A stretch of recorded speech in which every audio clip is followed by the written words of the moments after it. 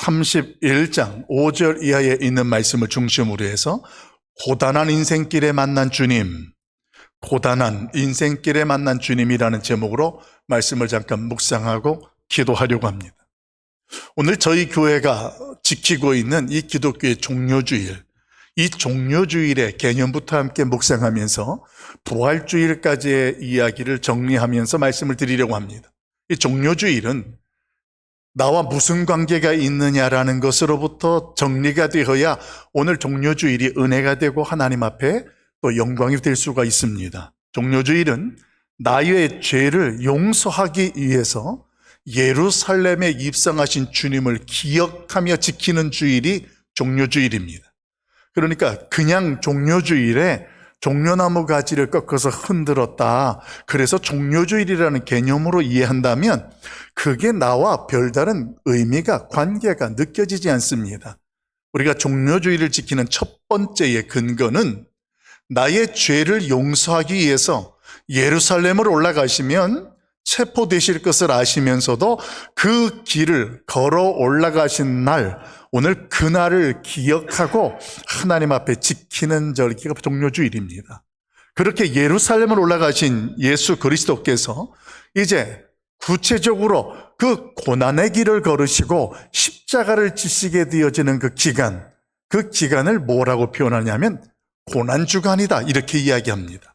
그러니까 종료주일은 주일날 입성하신 날을 기억하는 날이고, 그 다음 우리가 특별 새벽 기도회를 월요일서부터 토요일까지 진행되어지는 그 기간을 고난주간이다, 이렇게 이야기를 하는데, 이 고난주간 가운데 특별히 예수님께서 금요일날 체포되시고 십자가에 달리게 되시게 되는데, 이렇게 십자가에 달리신 이후 사흘 만에 부활하시게 됩니다.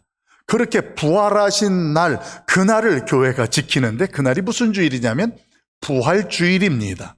그러니까 이 종료주일과 고난주간과 부활주일은 다 연결되어지는 거예요. 그리고 더 여기에서 중요한 것은 뭐냐면, 이러한 사실들을 나를 위해서 하나님이 행하셨다라는 것을 믿고 행하는 것, 이것을 저와 여러분은 신앙생활이라 이렇게 표현하는 것입니다. 그러니까 내가 신앙생활을 한다라는 것은 단순하게 어떤 한 부분만이 아니고, 나를 위해서 그 예루살렘을 입성하신 그 주님을 기억하고, 그분이 한 주간 동안에 그 고난을 받으셨던 그 일들이 나의 죄악을 인한 것을 깨닫고, 그분의 십자가에서 사흘 만에 부활하신 그 부활의 기쁨, 이것을 기억하면서 그 자리에 함께 기쁨으로 동참하는 것, 이것이 오늘 특별하게 부활주일이 되는 거예요. 그래서 다음 주일날은 저희가 부활주일로 지키게 되면서 성찬식도 하고 성례식도 함께 진행하게 됩니다. 이렇게 진행되어지는 과정 속에서 내가 믿음으로 행하는 것을 신앙생활이다, 이렇게 설명하는 거예요.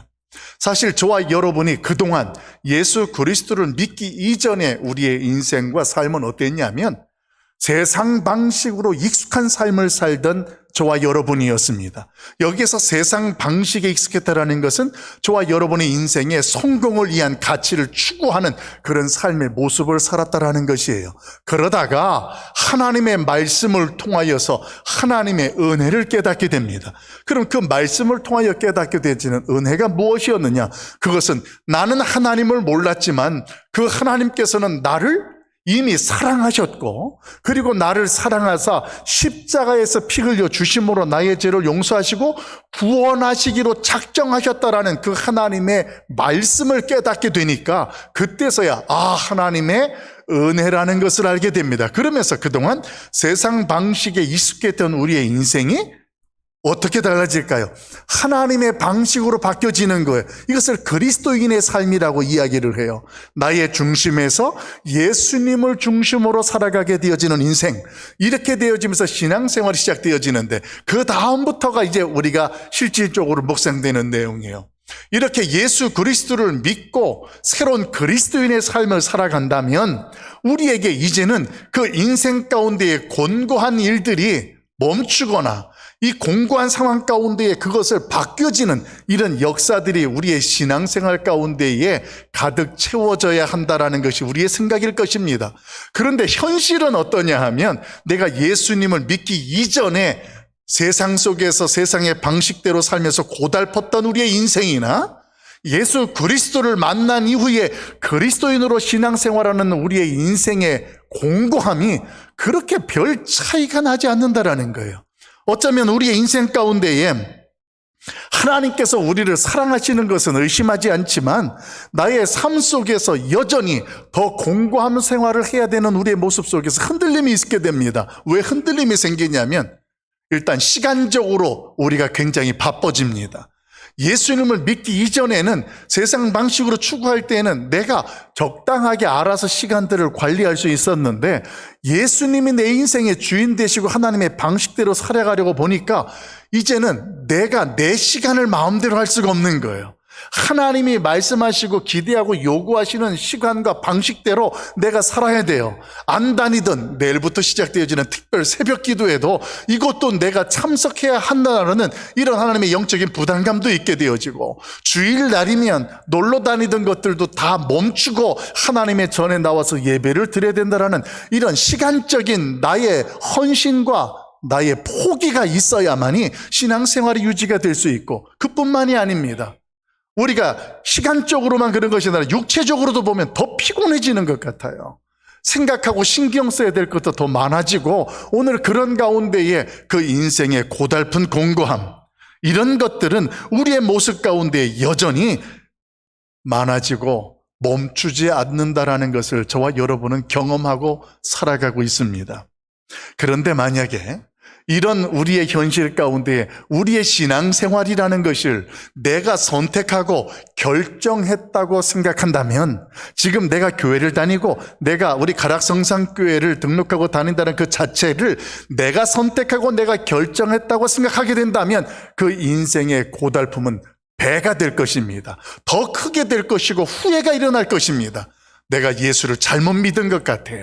내가 더 고달픈 것 같아. 예수를 믿으면 잘 된다는 것으로 들었는데 잘 되기는커녕 난 더 힘들고 더 고달프고 이제는 신경 써야 될 게 더 많아진다라는 이런 생각을 하게 된다는 것입니다.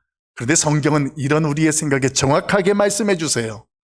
우리의 신앙을 내가 선택하고 결정한 것이 아니라 오늘 하나님께서 우리를 먼저 사랑하시고 우리를 찾아오시고 나를 위해서 그 하나님께서 먼저 십자가에서 피 흘려 죽으시면서 우리를 이곳으로 인도하셨다라는 사실을 성경은 분명하게 선언해 주고 있다는 거예요. 그러니까 저와 여러분이 신앙생활을 선택한 것이 아니고 내가 시작한 게 아니에요. 우리가 이곳으로 인도함 받고 내가 하나님 앞에서 신앙생활하게 된 것은 어디서부터 시작이 되었다고요? 하나님으로부터 시작이 되었다고요. 하나님이 나를 택하셨고 하나님이 나를 부르셨고 오늘 이 자리에 있게 하셨다. 이것이 오늘 우리의 신앙의 정체성이고 이 모습 가운데 하나님께서 우리에게 무엇을 기대하시고 무엇을 말씀하신지를 깨닫게 되는 것입니다. 이런 신앙생활 가운데에 오늘 종료주일 예수 그리스도께서 우리에게 먼저 찾아오시고 우리를 사랑하신 것처럼 예수님께서 예루살렘을 입성하셨듯 우리에게 들어오시고 찾아오셨습니다. 이것을 저와 여러분은 뭐라고 설명하냐면 예수님을 영접했다 이렇게 이야기하는 거예요. 그래서 우리가 예수 그리스도를 영접하셨습니까? 이렇게 물어보면 아멘, 예 이렇게 대답하는 거예요. 그 말은 다른 말로 바꿔 말하면 예수님을 나의 구원자로 내가 믿고 이제 예수님을 나의 주인으로 섬기고 살아갑니다. 이 고백이 예수님을 영접했다라는 거예요. 그렇게 영접한 자의 모습 속에 하나님께서는 우리에게 특권이라는 것을 주시죠. 영접하는 자 곧 그의 이름을 믿는 자들에게는 하나님의 자녀가 되는, 다시 말하면 구원이라는 은혜, 획득된 특권을 주시고 그 다음에 구원받은 자들에게는 구원받은 자만이 행할 수 있는 주어진 권세, 너희가 무엇이든지 내 이름으로 구하라 그리하면 내가 시행하리라 하시는 것처럼 예수 그리스도를 믿는 자들만이 행할 수 있는 그런 주어진 특권도 우리에게 허락하셨다라는 것입니다. 그러니까 저와 여러분 이 시간 우리 하나님 앞에 종료주일 예배하는데 오늘 이 자리에 하나님께서 우리 가운데 함께 하시는 것은 당연한 것이요, 그 예수 그리스도가 내 안에 내주하시고 그분이 우리 인생의 구원자가 되시는 것을 믿습니다. 여러분, 이러한 인생을 살았던 사람이 오늘 성경에 야곱이 소개됩니다. 야곱도 그런 예수님을 만났어요. 그런 하나님을 만난 거예요. 우리가 그동안 새벽 시간이나 주일날 묵상했던 것처럼 야곱이라는 사람이 이 베델이라는 곳에서 하나님을 만나게 되면서 오늘 그 인생의 새로운 전환점으로 그는 시작하게 됩니다. 하나님이 여기에 계신 것을 내가 알지 못하였도다라는 그의 고백 앞에 이제 하나님이 나와 함께 하신다라는 것을 분명하게 확신하고 그가 살아가게 된다라는 거예요. 그런데 여러분, 이렇게 하나님을 만났고 오늘 하나님으로부터 약속의 말씀을 들었다면 그 인생이 어떻게 돼야 되는 거예요? 형통해야 되잖아요. 그 인생이 고달픈 것이 그쳐야 되잖아요.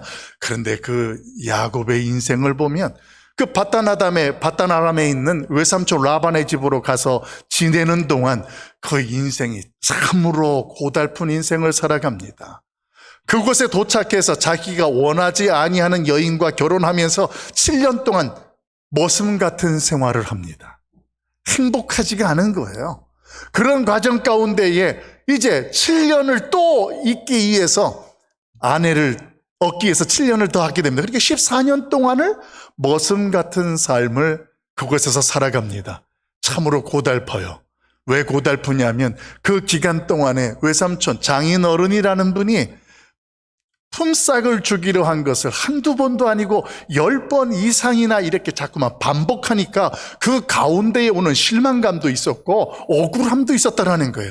그렇지만 그 가운데에서 그가 살아가다가 이제 14년이 되었을 때 이제 내가 아버지에게 고향으로 돌아가야 되겠다, 그 생각을 가지게 되는데 그때의 외삼촌 라반 장인어른이 탁 붙잡습니다. 조금만 더 있다 가라. 그 말을 들으면서 야곱이 어떤 생각을 하게 되냐면, 그러면 나도 이제 여기에서 일할 만큼 하고 우리의 가족들도 생겼고 나도 뭔가 사회적 기지와 기반이 필요하니까 나의 가축들과 재산을 조금 해야 되겠다. 그래서 이 장인어른 라반과 계약을 맺습니다. 앞으로 짐승 새끼가 날 때에 점 있고 아롱진 것이 태어난다면 이것은 나의 것으로 하고, 그렇지 않은 것은 장인어른 것으로 하겠습니다. 이렇게 계약을 맺었는데 그 계약을 맺은 이후부터 이 장인어른의 행실이 사흘길이나 떨어진 곳으로 점 있고 아롱진 것들은 다 구분해 놓았습니다. 혹시 이런 것들을 통해서 짐승에 낳게 되면 자기의 재산이 야곱에게 빼앗기게 될까 봐 그것 때문에 미리 꾀를 쓰는 거예요. 그 꾀에 뒤처지지 않도록 야곱도 꾀를 씁니다. 나무의 껍질을 벗겨서 얼룩무늬를 만들어서 그 양들과 염소가 물을 먹을 때 그걸 바라보면서 먹게 해서 그걸 먹으면 새끼들이 태어나면 점박이나 아롱진 것들이 태어날 것이고 그러면 내게 될 것이다 해서 나름 꾀를 썼다라는 거예요. 자, 인간적인 방법들이 지금 그 가정 가운데 일어납니다. 여러분, 근데 성경은 이 과정 속에서 저와 여러분에게 무엇을 보여주냐면, 그런데 신기한 게도 이 야곱이 그렇게 했지만 그 짐승의 새끼가 태어날 때마다 점박이가 태어나고 아름진 것들이 태어나게 됩니다. 그렇게 되니까 이 라반이 화가 나기 시작하는 거예요. 왜 자꾸만 그런 것만 태어내냐. 그래서 야곱과 이야기하는 거예요. 이번에는 바꾸자. 내가 점박이고 아름진 것으로 하고 없는 것들은 네 거 하겠다. 이게 10번이나 바꾸는 일들을 하게 되는 거예요. 그런 과정 속에 야곱은 거기에서 하나님의 특별한 은혜를 경험하게 됩니다. 분명히 나의 꾀를 위한 것이고 나의 의지를 위한 것이라면 그렇게 될 리가 없는 거예요. 그런데 신기한 것은 그런 과정 속에서 아무리 외삼촌이 바꾸어도 하나님께서는 그 야곱에게 약속하신 말씀대로 그 새끼들이 야곱의 것이 되도록 축복을 해주고 있는 과정들을 경험하게 됩니다. 그래서 이런 하나님의 특별한 방법에 의해서 그는 부자가 되어졌습니다. 그런데 그런 축복을 받게 된 야곱에게 상상하지도 못했던 문제가 일어납니다. 그게 1절이에요. 우리 1절 말씀 한번 읽어볼까요? 같이 봅니다. 시작. 야곱이 라반의 아들들이 하는 말을 들은즉 야곱이 우리 아버지의 소유를 다 빼앗고 우리 아버지의 소유로 말미암아 이 모든 재물을 모았다 하는지라. 아멘. 문제는 어디에서 시작이 되어졌냐면 야곱이 빈손으로 왔는데 점점 가축도 많아지고 부자가 되어지는 것을 그 장인어른의 아들들이 못마땅하게 여기기 시작하는 거예요. 그래서 이 야곱에게 비난을 합니다. 우리 아버지의 재산을 다 빼앗고 우리 아버지 때문에 부자가 되었으니까 당신은 당신 게 아니다. 이건 우리 것이다. 이러면서 인정하지 않냐고 갈등이 일어나게 되어집니다. 그럴 수밖에 없었던 것들이 희한하게 야곱의 소유로 되어진 양들이 새끼를 낳는 것은 건강하게 계속 잘 나요. 그런데 이 라반의 짐승의 새끼가 낳는 것들은 병약해요. 나약해서 새끼도 제대로 못 낳는 일들이 일어나니까 그들 가운데에 불편한 마음이 생겼고 시기심이 생겨서 오늘 화를 내게 되었다는 것입니다. 그런 과정 가운데에 장인어른이었던 라반의 변화된 모습이 나타납니다. 성경에 보니까 그의 안색이 변했다 이렇게 이야기를 해요. 예전과 같이 야곱을 대하지 않고 있다는 것입니다. 그때 이제 비로소 하나님께서 야곱에게 명령하십니다. 고향으로 돌아가라. 이 말씀을 듣고 야곱이 이제 20년 정도 됐으면 나도 이제 돌아갈 때가 됐다. 그래서 돌아가려고 하는데 문제가 하나 있는 거예요. 문제는 그 집에서 거기에서 결혼했던 아내들이 있어요. 우리가 아는 것처럼 레아가 있고 라헬이 있고 그것도 여종들도 있기는 있어요. 근데 문제는 지금 뭐냐면 자신이 여기에서 하나님 말씀을 떠나려고 하는데 그 부인들이 공감해주고 협조가 돼야 되는 거예요. 부모를 떠나고 고향을 떠난다라는 것 자체가 이 레아와 라헬 입장에서는 그게 쉽지가 않은 거예요. 그런 현실과 상황 가운데에 오늘 야곱이 고백하는 거예요. 자신의 공고한 인생 가운데에 나를 찾아와 주시고 만나 주시던 그 하나님, 오늘 그 하나님을 그들에게 간증하고 자랑하는 것, 이것이 저와 여러분이 읽었던 본문의 말씀이 되는 거예요. 그러면 실질적으로 공고한 인생을 살아가던 그 야곱, 베델에서 하나님을 만났고 약속의 말씀을 들었으나 그 인생에 그렇게 공고했던 인생 속에 마지막 베델로 돌아가라고 하기까지의 그가 만났던 하나님, 그 하나님은 어떤 하나님으로 그가 고백하고 있을까요? 오늘 그 말씀을 두 가지로 묵상하려고 합니다. 먼저 5절 말씀 같이 읽어봅니다. 5절 같이 봐요. 시작. 그들에게 이르되 내가 그대들의 아버지의 안색을 본즉 내게 대하여 전과 같지 아니하도다. 그리할지라도 내 아버지의 하나님은 나와 함께 계셨느니라. 아멘. 여러분 5절 말씀의 내용이 야곱의 인생 전체가 담겨있는 그의 고백입니다. 자신의 상황이 어떠할지라도 그대들도 알고 나도 아는 것처럼 내가 어떻게 당신들의 아버지를 섬겼는지 당신도 알 것이다. 그런데 요즘에 보니까 당신의 아버지가 안색이 변해서 나를 대하는 게 여전 같지가 않다. 여전 같지가 않고 나도 굉장히 고달프고 공간 속에 살고 있다. 여기까지가 사실 지금까지 야곱의 인생의 모든 내용들을 정리하는 거예요. 그런데 그 다음에 보십시오. 그러할지라도 자신의 인생이 곤고하고 어렵고 힘든 그런 상황이라 할지라도 내 아버지의 하나님은 그 다음 뭐라고 되어 있다고요? 나와 함께 계셨느니라. 할렐루야. 아멘. 오늘 곤고한 인생길에 만난 하나님을 야곱은 뭐라고 이야기하느냐?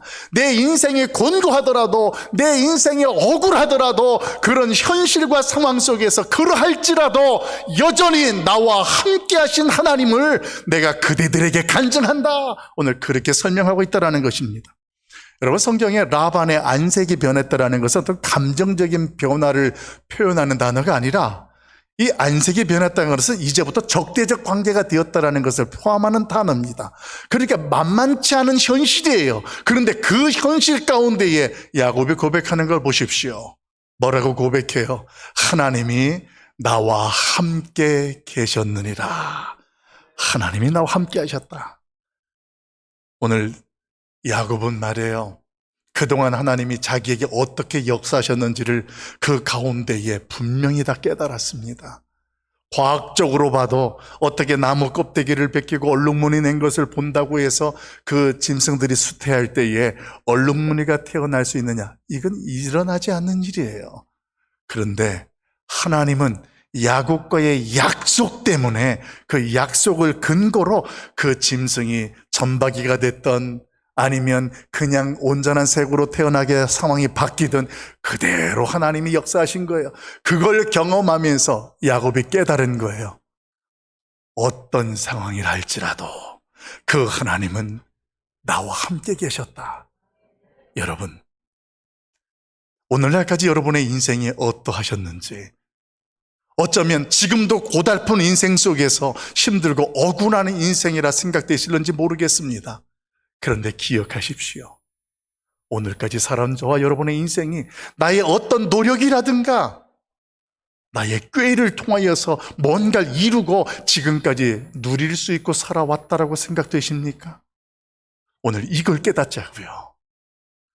그 순간 상황 어떤 형편 속에서도 그 하나님이 우리와 함께 계셨고 그 하나님의 은혜로 오늘 저와 여러분이 서게 된 줄로 믿습니다. 오늘 그 하나님을 경험하는 거예요. 여러분, 예루살렘 입성이라는 것, 오늘 예루살렘 입성이라는 것은 우리의 인생이 아무리 고달파도 우리 하나님께서 그럼에도 불구하고 주도적으로 내 인생 가운데에 주인 되시고 우리를 이끌어 가실 것을 믿는 고백이 종료주일, 그 예수 그리스도의 예루살렘 입성을 우리가 고백하는 믿음의 간증이 될 줄로 믿습니다. 여러분, 결국 자신의 지혜나 방법으로 부자가 된 것이 아니라 오늘 하나님의 은혜라는 것을 깨닫게 된 그가 오늘 고백합니다. 우리 12절 말씀 같이 한번 봅시다. 같이 봅니다. 시작.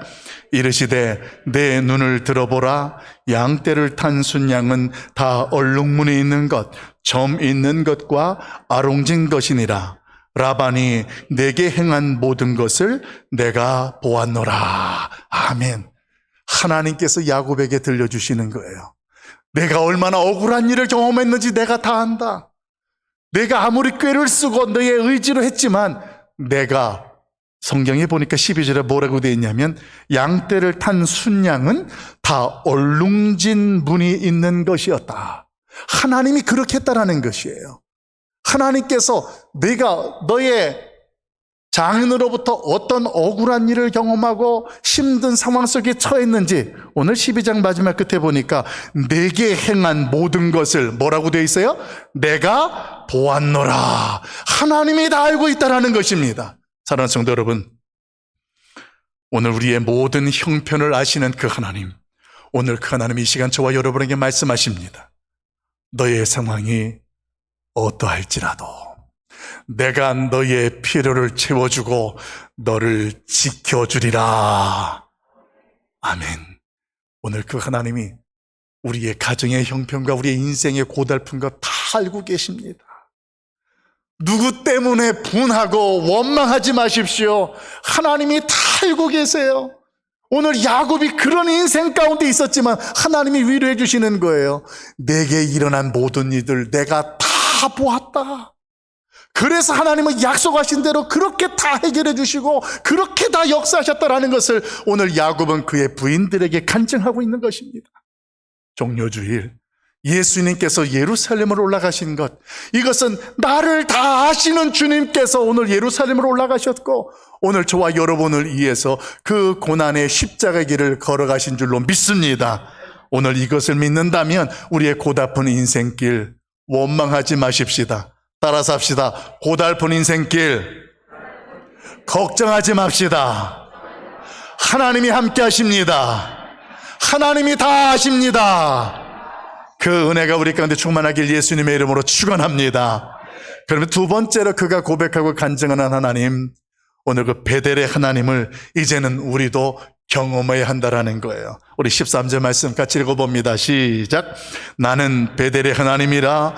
내가 거기서 기둥에 기름을 붓고 거기서 내게 서원하였으니 지금 일어나 이곳을 떠나서 내 출생지로 돌아가라 하셨느니라. 아멘.